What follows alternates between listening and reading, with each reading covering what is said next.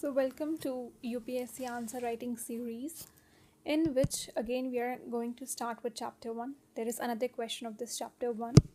Okay, so the question says discuss the changing equations of discipline of sociology with other social sciences. आपने sociology discipline की changing equations को बताना है. Sociology की क्या changing equation है, क्या क्या equations change हो रही हैं बाकी social science के subjects के साथ. ठीक है, this is the question. Okay, if you have seen my previous lecture videos, you will find that there is this whole component, or a whole this topic that has been already explained under chapter 1. Okay, so what is the question says, क्या changing equations of discipline of sociology बाकी social sciences subjects के साथ. अब हम देखते हैं क्या changing relationship है, क्या चेंजिंग इक्वेशन है सोशोलॉजी की बाकी सब्जेक्ट्स के साथ. देखो, sociology since its emergence as an independent discipline in the 19th century has maintained close relations with other social sciences. हमने पहले भी पढ़ा था कि सोशोलॉजी जो है एमर्ज हुई है 19th सेंचुरी में और एक डिस्टिंक्ट डिसिप्लिन है, एक अलग साइंटिफिक डिसिप्लिन उभर कर निकला. ठीक है, और इसने बाकी सोशल साइंसेस के साथ एक क्लोज रिलेशंस को मेंटेन करके रखा है. अगर हम कंटेम्प्रेरी पीरियड की बात करें, आज के समय की बात करें, तो ये रिलेशंस बहुत ज़्यादा डायनेमिक हो गए हैं और इंटरडिसिप्लिनरी हो गए, ओवरलैपिंग हो गए due to the complexity of social problems. Dynamic होता है कि एवर चेंजिंग, बार बार जो चीज़ें चेंज होती रहती हैं. तो ये जो रिलेशनशिप है ये बार बार चेंज हो रहा है, इंटरडिसिप्लिनरी है और ओवरलैपिंग है, एक दूसरे से ओवरलैप कर रहा है, क्योंकि due to the complexity of social problems की कॉम्प्लेक्सिटी की वजह से. ठीक है, अब हम देख लेते हैं. सबसे पहला जो है हमारा सोशल साइंस का डिसिप्लिन वो है हिस्ट्री. सोशोलॉजी और हिस्ट्री की क्या इक्वेशंस चेंज हो रही हैं, कैसे इक्वेशंस चेंज हो रही हैं. अगर हम देखेंगे ना सोशोलॉजी को, तो सोशोलॉजी पहले बहुत करंट इवेंट्स पे फोकस करता है और सोशल स्ट्रक्चर, जो प्रेजेंट सोशल स्ट्रक्चर्स हैं, जो करंट इवेंट्स हैं, जो करंट प्रॉब्लम्स हैं, उन पर बहुत फोकस करता है. लेकिन हिस्ट्री की अगर हम बात करें तो वो पास्ट इवेंट्स को कवर करता है. लेकिन यही जो रिजिड डिविजन थी अब वीकन होगी. तो चेंजिंग रिलेशनशिप ये हो गया, या चेंजिंग इक्वेशन का हो कि यही जो रिजिडनेस थी, यही जो रिजिड डिवीजन थी दोनों के बीच में, ये अब वीकन हो गई, कमज़ोर पड़ गई है. थिंकर्स जैसे मैक्स वेबर और मार्क बलोच ने क्या एम्फेसाइज किया है, हिस्टोरिकल एनालिसिस इन सोशोलॉजी. उन्होंने हिस्टोरिकल एनालिसिस को इंट्रोड्यूस कराया है सोशोलॉजी के अंदर. विद इन सोशोलॉजी आप एम्फेसिस किस पे देखोगे, हिस्टोरिकल एनालिसिस. जो एक डिसिप्लिन पहले बिल्कुल अलग माना जाता था, वही डिसिप्लिन की मेजर चीज़ें अब सोशोलॉजी में इंट्रोड्यूस कराई हैं या उस पर एम्फेसिस डाला है. ठीक है, हिस्टोरिकल सोशोलॉजी क्या करता है, historical sociology study social changes over time, over the period of changes, over the period of time क्या क्या सोशल चेंजेस रहते हैं. ठीक है, उसे हिस्टोरिकल सोशोलॉजी स्टडी करता है. जैसे evolution of caste, state formation. ठीक है, एवोल्यूशन कैसे हुआ कास्ट का, स्टेट कैसे फॉर्म हुई. Sociology now uses historical data to understand institutions and processes. Sociology जो है हिस्टोरिकल डेटा को यूज़ करता है इंस्टीट्यूशंस को समझने के लिए और उनके प्रोसेसेस को समझने के लिए. यानी यहाँ पे वो हिस्टोरिकल डेटा को यूज़ कर रहा है. अगर उसे किसी भी इंस्टीट्यूशन को समझना है, किसी भी सोशल प्रोसेसेस को समझना है, sociology itself is using historical data. तो सोशोलॉजी और हिस्ट्री अब कॉम्प्लीमेंट्री हैं, एक दूसरे के कॉम्प्लीमेंट्री हैं रादर देन सेपरेट. पहले ये सेपरेट थे, ये अलग था सोशोलॉजी और ये हिस्ट्री अलग था. अब ये दोनों एक दूसरे को कॉम्प्लीमेंट करते हैं. ठीक है, दोनों कॉम्प्लीमेंट्री हो गए हैं रादर देन सेपरेट. और यही चीज़ है जो कि हमें चेंजिंग इक्वेशन दिखा रही है कि क्या उनके आपस में रिलेशंस किस तरीके के चेंज हुए हैं, पहले कैसे थे और अब कैसी इक्वेशन है आपस में. ठीक है, next discipline is sociology and economics. Earlier economics dealt with production and distribution. We everyone knows this कि इकोनॉमिक्स जो है वो प्रोडक्शन, डिस्ट्रीब्यूशन, सेलिंग, इन सब चीज़ों से डील करती है. लेकिन सोशोलॉजी किस चीज़ पे फोकस करती है, सोशल रिलेशंस पे. लेकिन आज यही डिस्टिंक्शन ब्लर हो गई है. ठीक है, धुंधली हो गई है. यही जो पहले बहुत स्टार्क डिवीजन था ये अब धुंधला हो गया है, ये दिख नहीं रहा है. क्यों? क्योंकि कार्ल मार्क्स ने इसी इकोनॉमिक स्ट्रक्चर को इंटीग्रेट कराया सोशल रिलेशंस में. हम सबको पता है कार्ल मार्क्स ने सोशल रिलेशंस को की बात की है, बुर्जुआज प्रोलेटेरिएट्स की बात की है.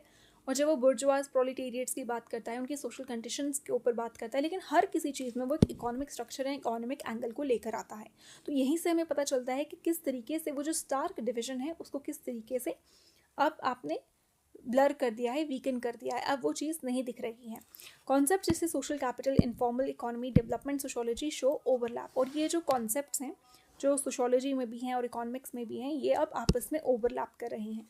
Economic behaviour is now studied in social context. अब जो इकोनॉमिक बिहेवियर पहले एक अलग कंपोनेंट की तरह, एक अलग डिसिप्लिन की तरह पढ़ा जाता था, अब उसे हम एक सोशल कंटेक्स्ट में पढ़ रहे हैं।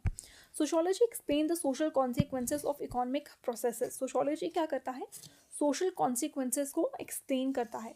जो भी इकोनॉमिक प्रोसेसेस की जितनी भी सोशल कॉन्सिक्वेंसेज हैं, क्या रिजल्ट्स रहता है इकोनॉमिक प्रोसेस का, उसे एक्सप्लेन करता है। Next discipline comes political science. Sociology और पॉलिटिकल साइंस में क्या आपस का रिलेशन है, क्या चेंजिंग इक्वेशन है, लेट्स सी। पॉलिटिकल साइंस जो है वो पावर और गवर्नेंस को पढ़ती है, हम सबको पता है, ठीक है। जब आप लक्ष्मीकांत पढ़ते हैं, हम पावर, गवर्नेंस, इन सब चीज़ों को पढ़ते हैं, ठीक है। लेकिन जब सोशोलॉजी की बात करते हैं, it studies society as a whole. एक सोसाइटी है, उसको ये एज अ होल की तरह पढ़ती है, ठीक है। Political sociology examines voting behaviour, elite, social movements and state society relations. जो पॉलिटिकल सोशोलॉजी है वो एग्जामिन करती है वोटिंग बिहेवियर को, एलीट्स को, सोशल मूवमेंट्स को और स्टेट सोसाइटी रिलेशंस को। थिंकर्स जैसे Robert Michels and C Wright Mills bridge both disciplines. इन दोनों डिसिप्लिन्स को अब ब्रिज कर दिया है, ठीक है। Democracy, bureaucracy, leadership are studied sociologically. ये कॉन्सेप्ट्स क्या हैं, ये सारे कॉन्सेप्ट्स क्या हैं, पॉलिटिकल कॉन्सेप्ट्स हैं, लेकिन अब उन कॉन्सेप्ट को आप सोशोलॉजिकली पढ़ रहे हो। Now politics is now seen as embedded in social structure. अब वो सोशल स्ट्रक्चर्स के अंदर आपको पॉलिटिक्स देखने को मिलेगी, okay. Sociology and anthropology, okay, इनका रिलेशन देखते हैं।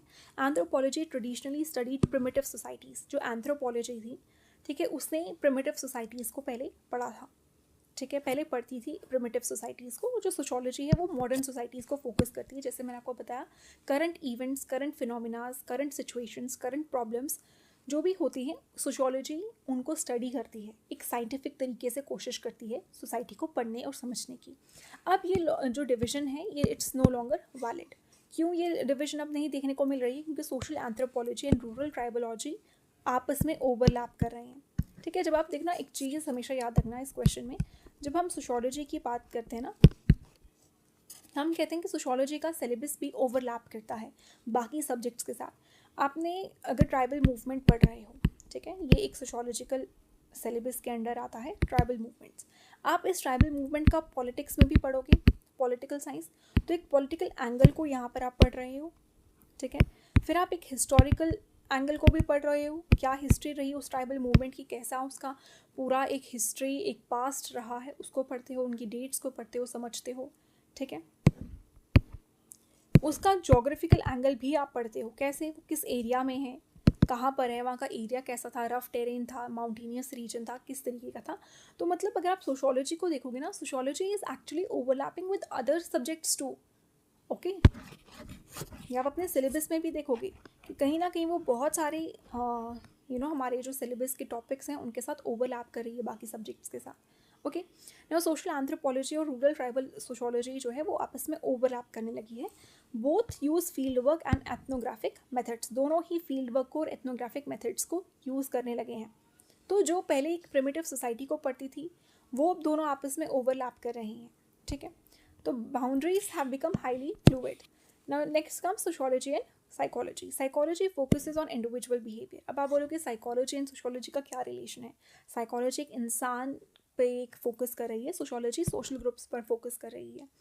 सी social psychology connects both discipline. जब हम सोशल साइकोलॉजी की बात करते हैं, ये दोनों डिसिप्लिन्स को आपस में कनेक्ट करती है।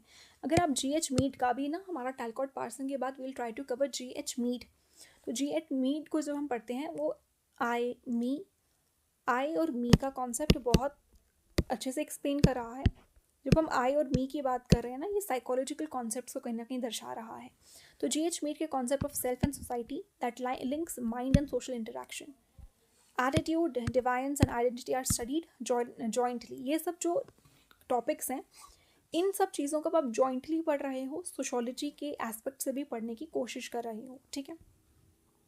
Individual behaviour is now understood in social context. Obviously अगर सोशल कंटेक्स्ट को हमें समझना है, हम एक इंडिविजुअल के बिहेवियर को समझने की पूरी कोशिश करेंगे, ठीक है। Next come sociology and geography. Geography studies physical space, while sociology studies social relations. Social geography and urban sociology shows convergence, आपस में कन्वर्जेंस दिखाते हैं अगर आप अर्बन सोशोलॉजी और सोशल जोग्राफी को देखोगे। जैसे कुछ इश्यूज हैं, माइग्रेशन, अर्बनाइजेशन, रीजनल इनइक्वालिटी, इसमें दोनों के पर्सपेक्टिव की बहुत ज़रूरत पड़ती है। ठीक है, इसमें बेसिकली आपको अर्लियर का बताना है कि अर्लियर क्या थी और अब कैसी चेंजिंग इक्वेशन है। ठीक है, चेंजिंग इक्वेशन कैसे पता चलेगा कि पहले वो क्या था अब वो कैसा है। ठीक है, जैसे पहले जो ज्योग्राफी थी वो फिजिकल स्पेस को पढ़ती थी। चेंजिंग इक्वेशन क्या है कि अब सोशल ज्योग्राफी का राइज देखने को मिल रहा है, अर्बन सोशोलॉजी का राइज देखने को मिला है। हम माइग्रेशन, अर्बनाइजेशन, इन सब चीज़ों को पढ़ रहे हैं, स्लम्स को पढ़ रहे हैं, स्मार्ट सिटीज़ को पढ़ रहे हैं ना, रूरल अर्बन डिवाइड को पढ़ रहे हैं। ये रूरल अर्बन डिवाइड, ये सब कॉन्सेप्ट आप ज्योग्राफी में भी पढ़ोगे और सोशोलॉजी में, तो इट शोज कन्वर्जेंस। ठीक है, now social life is shaped by spatial factors. Sociology and demography वैसे तो ये आपके उसमें नहीं है सिलेबस में। ठीक है, if you see this there is one more I guess, interdisciplinary. Okay, let's see first sociology and demography population trends को पढ़ता है, लेकिन सोशोलॉजी सोशल स्ट्रक्चर को पढ़ता है। लेकिन पॉपुलेशन सोशोलॉजी जो है वो एग्जामिन करती है फर्टिलिटी। ये कॉन्सेप्ट्स आप सोशोलॉजी में भी पढ़ोगे, fertility, migration, ageing and gender. Okay, census data भी वाइडली यूज होता है सोशोलॉजिकल रिसर्च में। सोशोलॉजिकल रिसर्च के भी अगर if you will see the video lectures you will get to know, हमने सेंसस को ऑलरेडी पढ़ा हुआ है। तो ये डेमोग्राफी में बहुत ज़्यादा देखने को मिलता है, लेकिन जब हम सोशोलॉजी एंड डेमोग्राफी का आपस में रिलेशन देखते हैं तो वहाँ पर इन दोनों का अगेन हमें कन्वर्जेंस देखने को मिलता है, क्योंकि it is widely used in sociological research as well. So population processes are socially conditioned. Then next comes sociology and law. Law rules के साथ डील करता है। ये आप वैसे पॉलिटिकल साइंस में कवर कर ही रहे हो एक तरीके से, उसमें अगर आपको थोड़ा सा और कुछ ऐड करना होगा आप सोशोलॉजी एंड लॉ को ऐड कर सकते हैं for your very kind information. Okay, law deals with rules, sociology studies social norms. Sociology of law, it analyses how law reflects power relation. एक लॉ कैसे रिफ्लेक्ट कर रहा है, लॉ कैसे रिफ्लेक्ट कर रहा है पावर रिलेशंस को। ठीक है, कुछ थिंकर्स एंड डरकाइम, वेबर, इन्होंने लीगल सिस्टम्स को पढ़ा है।